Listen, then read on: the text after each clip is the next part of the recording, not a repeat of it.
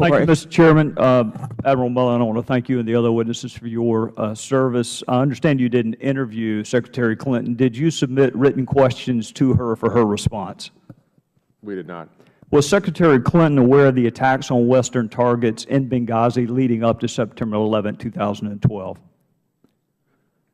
I believe our information. I'm asking Admiral Mullen. Was, yeah. I'm asking Admiral Mullen. I think she was. She was aware of the attacks on Western targets. Was she aware that the British ambassador was almost assassinated in Benghazi in the weeks and months leading up to September 11, 2012? I mean, I can't be positive, but I think she was. Was she aware of the request for additional security at the Benghazi facility? I would say no. Was she aware of a specific request from the ambassador himself for improved security at that facility? We never saw any request from Ambassador Stevens to. That wasn't my question. Was she aware of it? We never saw anything that indicated Ambassador Stevens asked for a significant upgrade at the facility. Well, there's been testimony that he has. My question was she aware of that? Was the Secretary of State aware of it? I don't know the answer to that. All right. And here's what I found confounding about that. The 1998 ARB, you start your ARB with a quote from a Spanish-American philosopher about history, and those who don't study it are doomed to repeat it. Yeah. And I found that interesting because the 1998 ARB recommended this: the Secretary of State should personally review the security of embassies and other official premises, closing those which are highly vulnerable and threatened. The Secretary of State, that was the specific recommendation from history. So you can understand, with all due respect to my colleagues who don't want to mention the Secretary of State's name, you can understand my question: did she personally review the security at Benghazi? I don't know that. Not all the evidence that we saw indicated no, but I don't know the answer to that. Did she personally consider closing the facility in Benghazi? Again, given the fact that a panel exactly like the one you co-chaired recommended the Secretary of State personally review it. My question to you is, did she? I'm not aware that she did. So there is no evidence, despite a previous recommendation from an ARB just like yours, because what our colleagues on the other side say is, let's don't study the past, let's just look forward. You've made recommendations, all's going to be well now, all 30 of them will be implemented. And my point is, we had this recommendation. We had it in 1998, that the Secretary of State herself review the facilities and consider closing them if they are not safe. I think one of the, and I think we have pulled people out where it wasn't safe over the course of that year. But my question, Admiral, is you never interviewed the Secretary of State about whether she accepted and performed a responsibility given to her by a previous accountability review board. Part of our writ was to look at previous accountability review boards. We certainly commented on that, those that had not been implemented, but it was not to test each recommendation against those who were in positions in the current administration. I want to read you a quote, and I want to ask you if you know the author of that quote, okay? The Independent Accountability Review Board is already hard at work looking at everything, not cherry-picking one story here or one document there, but looking at everything. Do you know who the author of that quote was? Secretary Clinton. How could you look at everything when you don't even bother to interview the person who is ultimately responsible for what happens at the State Department? I think we've explained that we found no evidence that she was involved in the decision-making, and no need, therefore, to do that. But I just cited for you, it is her responsibility. According to an ARB just like yours from 1998, she should personally review it. Did you ask her whether she was familiar with that previous ARB recommendation? We didn't interview her, so obviously we didn't ask her. I will read you another quote. Over the last several months, there was a review board headed by two distinguished Americans, Mike Mullen and Tom Pickering, who investigated every element of this, with this being Benghazi. Do you know the author of that quote? No. Barack Obama.